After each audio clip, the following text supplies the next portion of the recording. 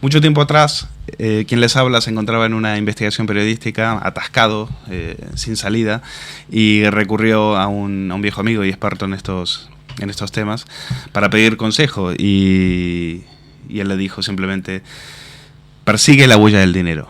Y quien ahora persigue la huella del dinero ha sido precisamente él, que no es otro que Daniel Stulin, quien se encuentra aquí en Periodista Digital para hablar de Camino del Infierno. Bienvenido, Daniel. Muchísimas gracias por la invitación, un placer es mío. Bueno, pues esta es la portada del ebook que Ediciones B ha sacado, que se titula Camino del Infierno. Hasta la portada es obra de Daniel y de su equipo de colaboradores. Cuéntanos un poquito la historia de esta portada. Bueno, la portada es básicamente lo diseñamos mi hermano y yo. Mi hermano es diseñador gráfico en Canadá y lo creamos en media hora hablando por Skype con pantalla compartida, hablando de conceptos, ¿no? Pensando en cómo crear el concepto del Camino del Infierno, el mundo. Es a punto de estar devorado, ¿no? por lo que estamos viendo. El Camino del Infierno, obviamente, como el título es, estamos en el punto de inflexión en la historia de la humanidad y lo que estamos viendo es la peor crisis financiera de la historia del mundo. Y entonces el título, de alguna forma, yo de hecho no me acuerdo muy bien cómo pensamos este título, pero salió de forma casi natural, ¿no? Y los elementos, ¿no?, de la portada del mundo desplomándose, la portada roja del infierno en su color propio, ¿no? Tiene todos los elementos trágicos, ¿no?, tragicómicos, apocalípticos, que da esta fuerza a esta portada. Bueno, Camino del Infierno es un breve ensayo que Daniel Stulin ha escrito para explicarnos la crisis económicas que ya llevan, que venimos arrastrando en la economía mundial por lo menos desde el 2008. Y Stulin habla muy claro. Él dice que empieza diciendo ya que Wall Street es una grotesca atracción de feria que debería estar prohibida a los niños menores de 18 años. Un poco. Te has despachado a gusto, Daniel. Dime si llevo razón o no. La verdad que lo argumentas muy bien. Y ahora hablaremos de ello. También haces, en algunos momentos aparece la sombra de otros libros tuyos, como por ejemplo el del Instituto Tavistock, donde dices que para que haya una crisis de estas características, tiene que haber personas que han sido educadas previamente para ser mudas y serviles como ovejas. Yo creo que también es muy, muy obvio, es decir, lo que está pasando. Y tú me estabas enseñando algunos portales que me imagino que vamos a comentarlo. Esas cosas son impensables sin el apoyo de los medios de comunicación, la gente pensante que trabajan para el otro lado. Es decir, y esto es lo que un poco estaba comentando, ¿no? Y también no solo Tavistock, sino también el Club Bilderberg, porque hay muchos libros, ¿no? Y esto comentamos un poquito antes contigo, Luis, que hablan de la crisis ninja, crisis, no sé, 1.000 millones de títulos, y de verdad no he leído ni uno. No me interesa, porque no me interesa, ¿sabes? Pero todos esos libros, y no es una crítica en absoluto, se centran en la crisis desde el punto de vista financiero. Y ninguno de estos libros tiene en cuenta que hay otros elementos mucho más importantes que la parte financiera. Y la pregunta básicamente que ningún libro, no solo aquí sino en el mundo, ha sido capaz de contestar es ¿por qué lo están haciendo? ¿Quién está por detrás? ¿Y cómo es posible que la gente con tanto poder económico, la gente con tanto conocimiento de la economía como mismísimo el presidente del Fondo Monetario Internacional, del Banco Mundial, de Reserva Federal, cómo es posible que todos estos tipos no han sabido prevenir una crisis de estas características megagalácticas?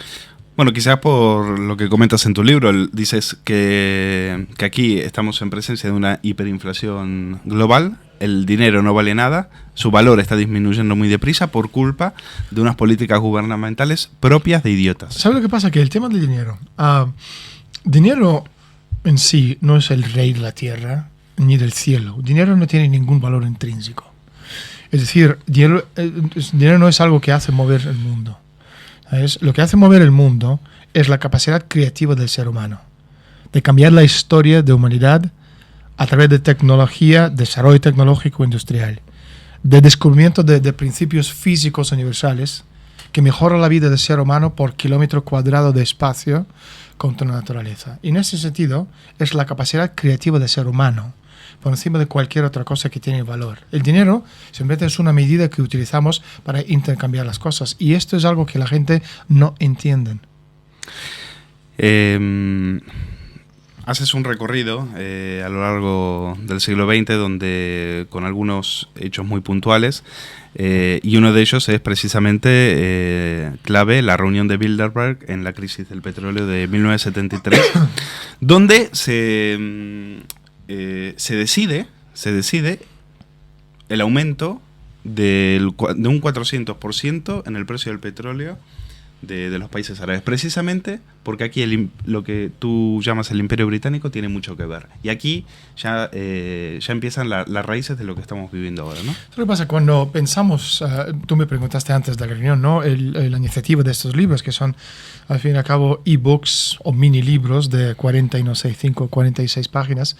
El valor de estos libros no es que hay poca información, porque yo creo que tú estás de acuerdo que hay muchísima información. Lo que pasa es que si sabes contarlo, puedes contarlo en pocas páginas.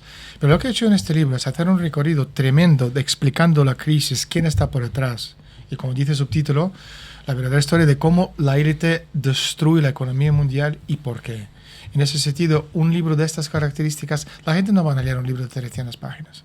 Pero sí van a leer un libro de 45, o en este caso, que son 25 pantallas de ordenador cuando lo estaba escribiendo, donde explica absolutamente todo, lo pueden entender, tecnologías como los derivados, hedge funds, bonos basura, hipotecas basura, todas las tecnologías que vemos a diario en los medios de comunicación. Pero si preguntas a cualquier persona en la calle, no sabrán decir exactamente lo que es. Y algunos de los acontecimientos, como tú estás comentando, el tema de la crisis de petróleo de 1973, Club Bilderberg se reunió en Suecia en mayo de 1973 y decidió subir el precio de petróleo 400%. Y no es una cosa donde dice un conspiranoico, porque, ojo, yo no soy ningún conspiranoico, y de hecho, a lo largo de estos años lo he demostrado, porque para empezar, yo he dado 2 discursos en el Parlamento Europeo, que no es lugar donde permiten entrar a los conspiranoicos, a lo mejor limpiar los váter, pero nada más que eso, ¿sabes? Pero no hacer un discurso para el mundo entero. He estado con Castro, ha dado el discurso, como esta foto, ¿no? que aparece ahí, para el jefe de Estado Mayor de Venezuela sobre el uso de armas nucleares tácticas. He estado con el presidente Klaus y toda la gente del Tribunal Supremo de República Checa explicándoles el valor de Estado-Nación. Ha estado en la portada de Wall Street Italia, una página entera, Wall Street Italia, hablando de que en el estudio de las pocas personas que entienden en profundidad lo que está pasando a nivel de la crisis mundial.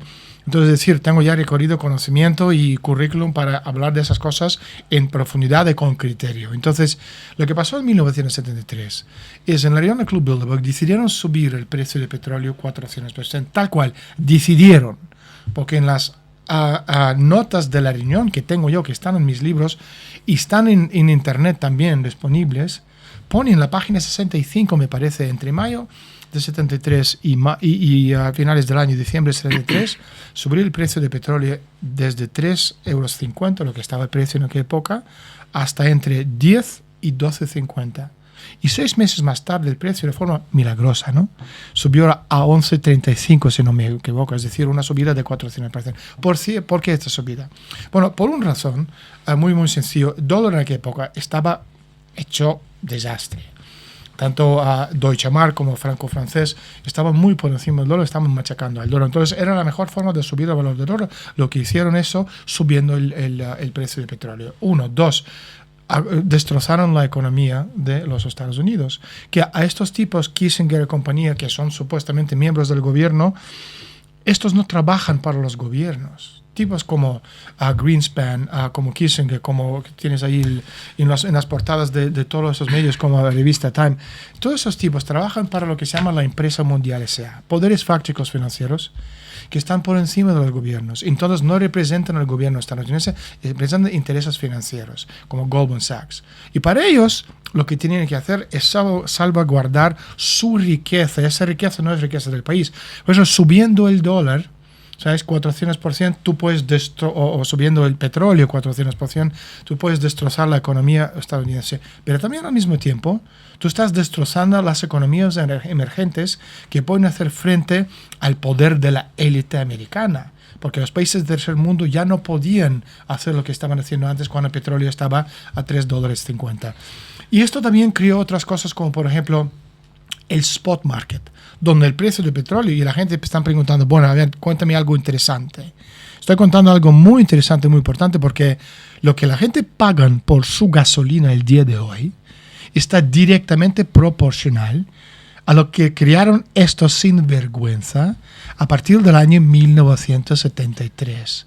Porque en aquella época, o sea, el precio del petróleo se negociaba entre país y país, entre Estados Unidos, por ejemplo, y Arabia Saudita, que durante muchísimos años estaba $10 por un barril. Pero a partir de crear un spot market, porque Estados Unidos, con el embargo, después de que empezó la guerra entre israelitas y el mundo árabe, no podían acceder a comprarlo a través de Arabia Saudita. Tiene que crear un mercado aparte donde podían negociar y llegar a acceder al precio y al petróleo. Y por eso crearon en Rotterdam, en Holanda, el spot market, lo que se llama, donde el precio básicamente se negociaba de forma libre. Entonces, lo que la gente está pagando en el día de hoy por el petróleo, que es 60-70% precio especulativo, es decir, si están pagando 1,30, 1,40 o en Italia 1,80 por un litro de gasolina, puedes eliminar 60-70% y esto sería el valor que deberían de pagar por el precio de petróleo en el día de hoy. Así que lo que explico en este libro, y en estas 40 y pico páginas, directamente afecta lo que vivimos en el día de hoy. Que bien vendo el libro, ¿eh?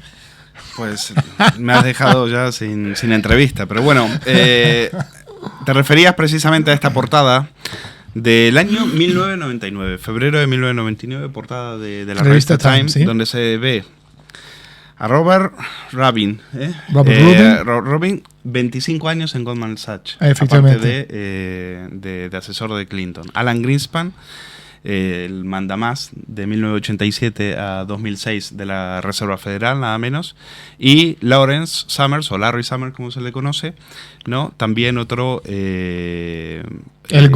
asesor de Clinton, y a quien Obama le ha pedido consejo. Y los tres, y en esas portadas de Time tan inverosímiles que dice un comité para salvar al mundo. Leyendo tu libro es prácticamente una sesión de risoterapia. Yo creo que al final lo que pasa con el libro mío es cualquier persona que lo lee en estas 40 páginas entenderá o se convertirá en un experto financiero para entender lo que nos rodea, porque obviamente lo que tú estás diciendo, todos esos personajes como Rubin, como Greenspan, ninguno de ellos trabajan para intereses de ningún país. Son intereses supranacionales, es decir, supranacionales no pertenecen a un país u otro, pertenecen a intereses financieros. Cuando yo en el libro hablo del imperio británico, imperio está por encima de los reyes y reinas. O sea, el imperio no es un rey sentado en un trono chapado en oro. Está por encima de eso. Es el imperio financiero de control financiero mundial. Y esto es lo que se llama Empresa Mundial S.A. Y esto también está muy vinculado a lo que se debatió en la reunión del Club Bilderberg en 1968 en Mont-Tremblant, en Quebec, cuando George Ball, subsecretario de Economía, tanto con JFK como con Johnson, dijo en esa reunión, y también las notas de la reunión están disponibles, no es que estoy inventando algo, donde dijo, necesitamos crear empresas que tienen mucho más poder que los gobiernos. ¿Cómo podemos hacerlo? Y esto también tiene su lógica.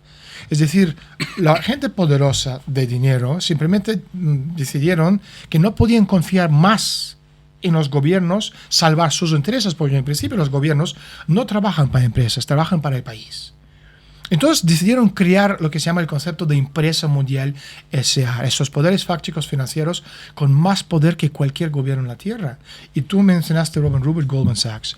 Tenemos Goldman Sachs. Tenemos Papadéos en Grecia, ex primer ministro Goldman Sachs. Tenemos Mario Monti, el mozo lacayo no elegido del primer ministro de Italia, Goldman Sachs. Tenemos a Mario Draghi, Goldman Sachs. Es decir, este es el concepto de Empresa Mundial S.A. Rajoy en España no tiene ningún poder de nada. No es que el otro tenía poder de algo. Y este que en 2008... Es que no le veo, este es Rodríguez Zapatero. No, pero es que son... No dice, en 2008 no se enteraba de mucho. Dice, es opinable que haya crisis. Julio del 2008. ¿Sabes lo que pasa? Que es el reflejo de la sociedad. Porque si preguntas a los españoles hace 4 años, 5 años, 3 o 2, te van a decir lo mismo incluso en el día de hoy. Tú miras a tu alrededor, dices... es que la mayoría todavía no se han dado cuenta que estamos viviendo en medio del peor desplome financiero en la historia de la humanidad, incluso peor que la crisis de 1345, que borró de la faz de la tierra aquel tiempo los bancos más principales del mundo, que fueron bancos de Bardi y Peruzzi, y que nos trajo de regalo de Navidad, ¿sabes?, la plaga bubónica, que mató a 35-40% de la población. Y este es muchísimo peor. Entonces, no es que, ¿cómo se llama el tipo este fácilmente olvidable, Zapatero, ¿sabes?, que no se enteró de la crisis?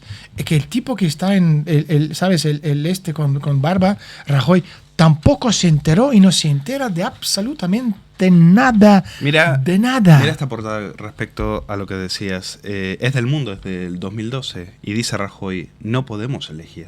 Es que, ¿sabes? Que estos tipos de cosas me indignan. Me indignan porque soy ser humano. No soy un animal de compañía. Y cuando un líder del país, elegido por una parte de la sociedad, dice estas cosas que representa a la sociedad, en este caso española, como la cara visible, es repugnante pensar que este tipo, que no vale absolutamente nada, ni para limpiar los platos de un restaurante chino del barrio mío, es el presidente elegido. Pero es que da igual si es este o es el otro, porque sí se puede elegir. Lo que están haciendo ahora mismo, sobre todo con intentar de pagar esta deuda impagable, que como yo dije en el Parlamento Europeo, es de 2 cuadrillones de dólares en inglés. 2 quadrillion dollars. 2.000 trillones, me parece, ¿no?, de dólares en la versión española. Es una cosa impagable. Lo que han hecho y lo que están haciendo, han pasado una deuda privada tóxica a las manos del gobierno. Pero el gobierno no tiene dinero, es decir, las cuentas públicas. No ha venido a nosotros pedir el dinero a nosotros. Y parece salió en algún medio español que cada español ahora mismo debe o ha pagado, no me acuerdo, 2-3 mil euros por persona, que es una bestialidad. Pero no solo eso, si nosotros no tenemos dinero, entonces devolvemos la pelota al gobierno. ¿Y por qué se les rescata? El gobierno ha ido a pedir este dinero a las instituciones financieras internacionales, Banco Mundial, el Fondo Monetario Nacional, el Reserva Federal, etc. Están haciendo esto para terminar su trabajo sucio del imperio, de destrozar los países, porque cualquier país soberano, España ya no es un país soberano, sino un protectorado, como es Grecia, como es Portugal, como es Irlanda.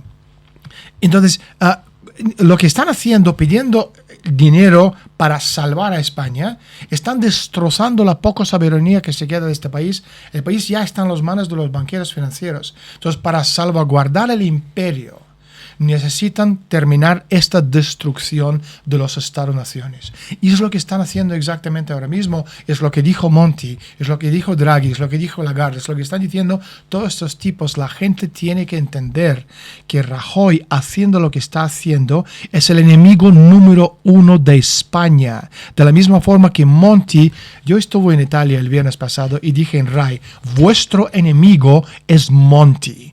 Y Monti debería de estar en la cárcel, porque a diferencia de Rajoy, que es un pobrecito que no sabe lo que hace porque no le llega desafortunadamente la cabeza, porque no es financiero, ¿sabes? No sé qué se dedicaba en su vida anterior jugar Pero dama. para eso tiene asesores, me imagino.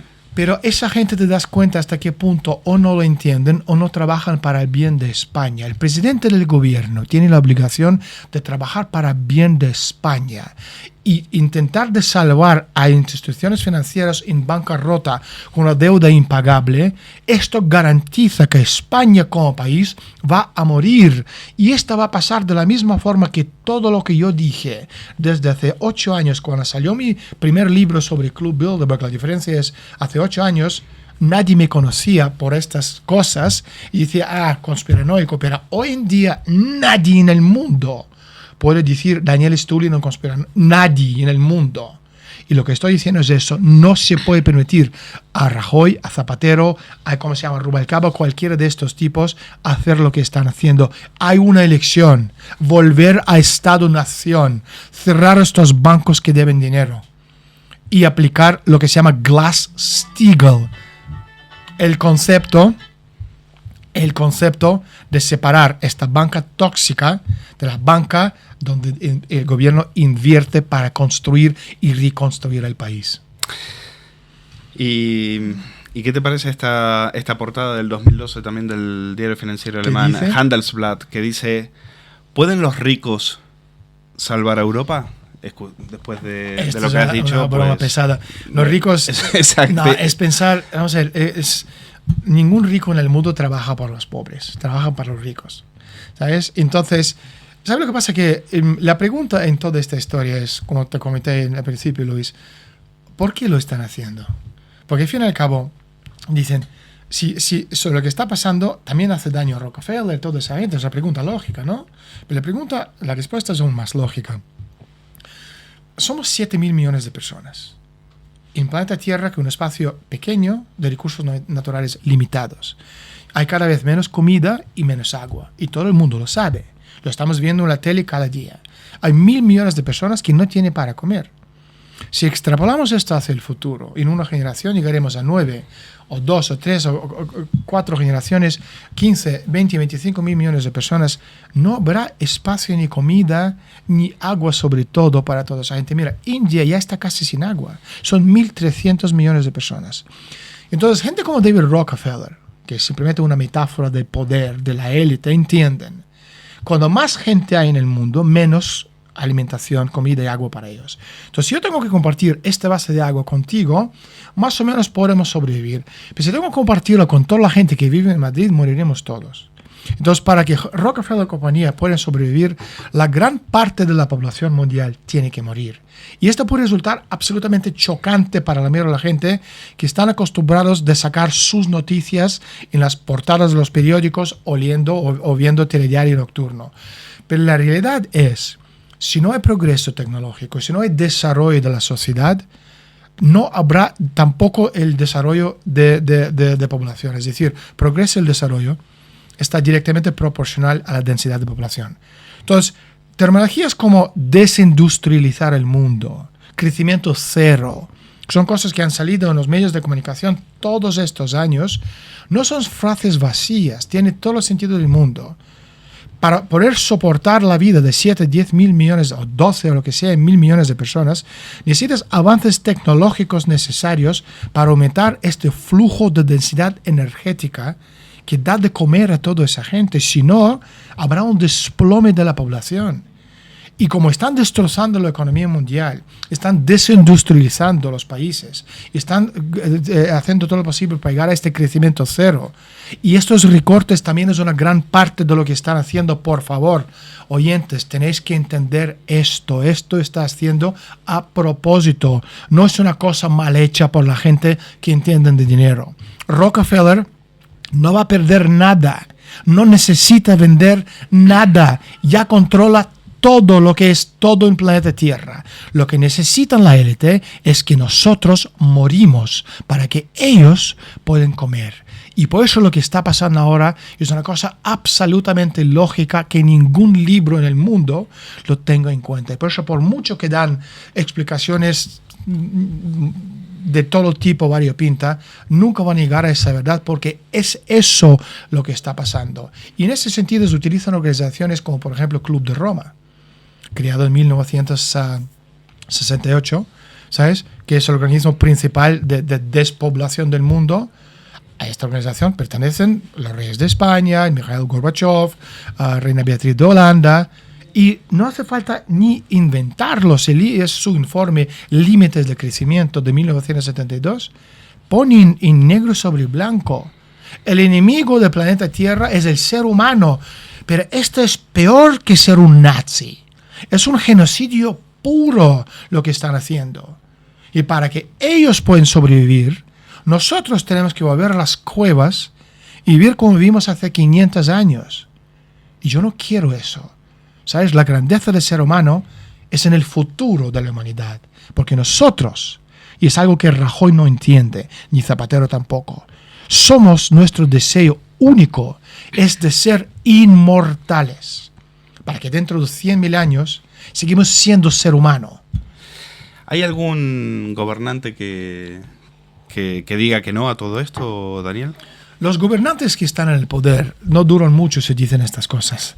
Precisamente por eso son gobernantes o no gobernantes. Hay muchísima gente de cierto nivel de influencia internacional que lo están diciendo. Una persona muy conocida es el anterior ministro de Finanzas italiano, Tremonti. Por eso ya no está donde estaba antes, porque de hecho está diciendo lo mismo. Están haciendo esto a propósito.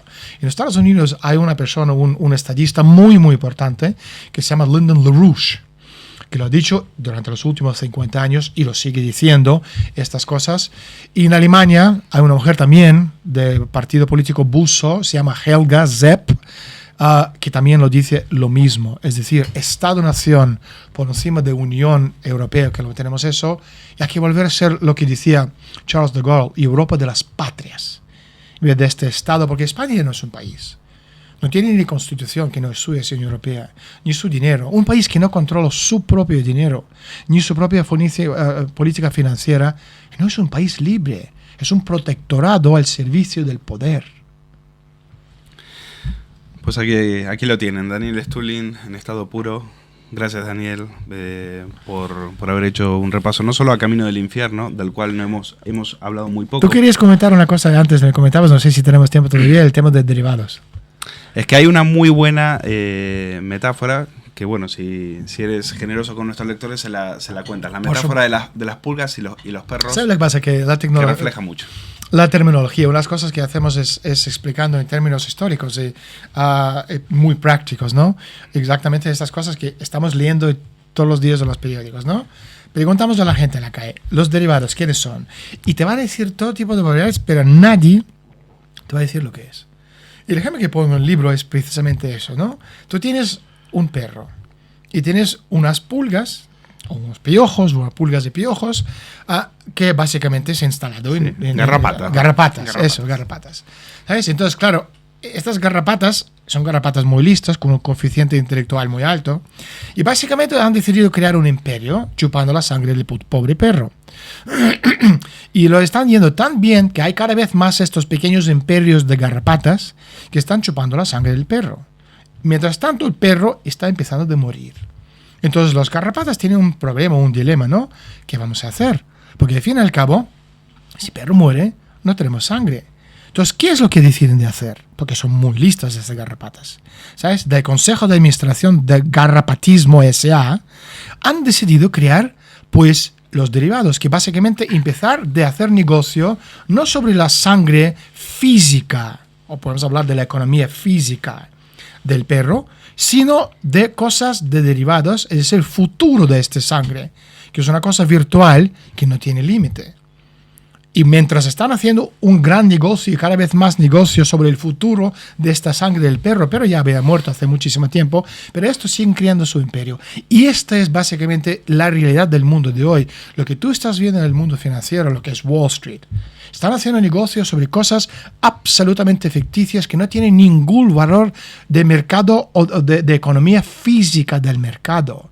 Y lo que estamos viendo son derivados. Entonces, cada vez que estamos escuchando terminologías como derivados, mergers, acquisitions, ¿no? Todas esas terminologías, bonos basura, fusiones, todo esto lo explico en concepto de cómo la economía actual, la crisis financiera, el desplome controlado por la élite, ha afectado la vida de los seres humanos que están viendo el programa.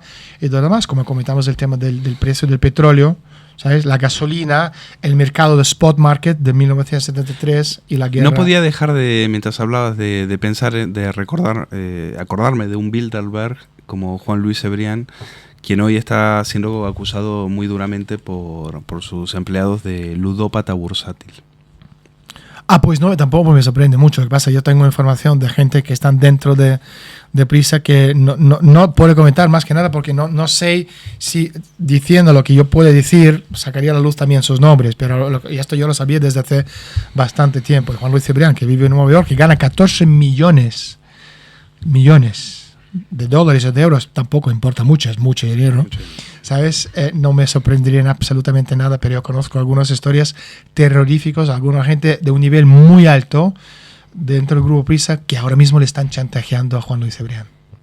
Interesante ver lo que pasaría de aquí al futuro. Bueno, pues vendrás a contarnos esa historia cuando la puedas revelar, me imagino. Muchas gracias, Daniel Stulin, por venir aquí a Periodista Digital.